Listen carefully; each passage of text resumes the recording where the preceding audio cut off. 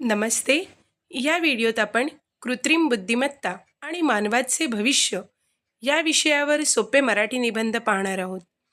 तत्पूर्वी तुम्ही जर माझ्या चॅनलवर नवीन असाल तर चॅनलला सबस्क्राईब करून बेल आयकॉनला क्लिक करायला विसरू नका. चला तर व्हिडिओला सुरुवात करूयात. आजचे 21वे शतक हे तंत्रज्ञानाचे शतक आहे, ज्यातील सर्वात मोठा आणि क्रांतिकारी शोध म्हणजे कृत्रिम बुद्धिमत्ता, आर्टिफिशियल इंटेलिजन्स म्हणजेच AI. सोप्या शब्दात सांगायचे तर माणसाप्रमाणे विचार करण्याची, शिकण्याची आणि स्वतः निर्णय घेण्याची क्षमता जेव्हा एखाद्या संगणकीय प्रणालीमध्ये किंवा यंत्रामध्ये विकसित केली जाते, तेव्हाच त्याला कृत्रिम बुद्धिमत्ता असे म्हणतात. आज AI आपल्या दैनंदिन जीवनाचा एक अविभाज्य भाग बनला आहे. आपल्या हातातील स्मार्टफोनमधील गुगल असिस्टंट किंवा अजून काही असो, अचूक रस्ता दाखवणारे गुगल मॅप्स असो किंवा आपल्या सर्व प्रश्नांची उत्तरे देणारे ChatGPT असो, या सर्व ठिकाणी आपण कृत्रिम बुद्धिमत्तेचा अनुभव घेतो. आज विविध क्षेत्रामध्ये AI मानवासाठी एक मोठे वरदान ठरत आहे. वैद्यकीय क्षेत्रात AIमुळे गंभीर आजारांचे वेळेत व अचूक निदान करणे शक्य झाले, तर शिक्षण क्षेत्रात विद्यार्थ्यांना त्यांच्या गरजेनुसार वैयक्तिक मार्गदर्शन मिळत आहे. शेतीमध्ये हवामानाचा अचूक अंदाज घेऊन पिकांचे नुकसान टाळता येत आहे.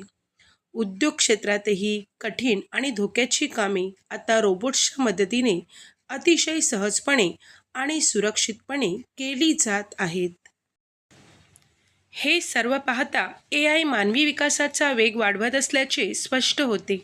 परंतु नाण्याला जशा दोन बाजू असतात, तसेच AIच्या वाढत्या वापरामुळे मानवी भविष्यासमोर काही गंभीर आव्हाने देखील उभी राहिली आहेत. AI जितके फायदेशीर आहे, तितकेच ते मानवाच्या भविष्यासाठी चिंताजनकही ठरू शकते. फॅक्टरीमधील कामगारांपासून ते कोडिंग, डेटा एंट्री आणि लेखनासारखी बौद्धिक कामेही यंत्रे चुटकीसरशी करू लागली आहेत, ज्यामुळे भविष्यात मोठ्या प्रमाणावर बेरोजगारी वाढण्याची भीती निर्माण झाली आहे.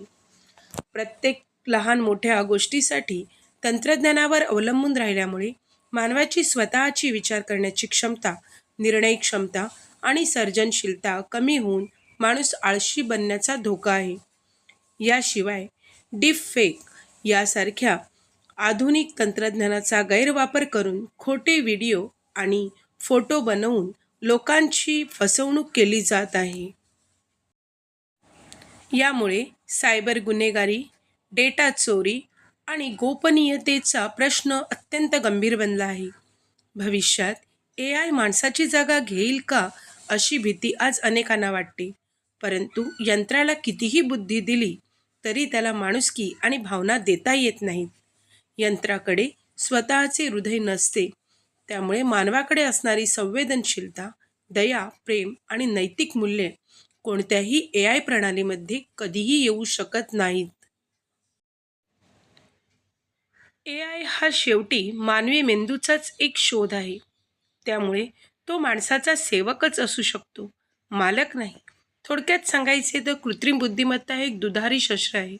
याचा सुवर्ण मध्य साधून जर आपण AIचा वापर स्वतःचा विकास करण्यासाठी आणि जगातील गरिबी, प्रदूषण, आजारपण यांसारख्या गंभीर समस्या सोडवण्यासाठी केला, तर मानवाचे भविष्य नक्कीच अत्यंत उज्ज्वल असेल. म्हणूनच आपण AIचे गुलाम न बनता त्याला आपल्या प्रगतीचा एक उत्तम मदतनीस बनवले पाहिजे. तरच या देशाचा आणि आपलाही विकास होईल. AIवर आधारित हा मराठी निबंध तुम्हाला आवडल्यास व्हिडिओला लाईक, शेअर व चॅनलला सबस्क्राईब करून बेल आयकॉनला क्लिक करायला विसरू नका. व्हिडिओ कसा वाटला हे मला कॉमेंट्समध्ये नक्की कळवा. धन्यवाद.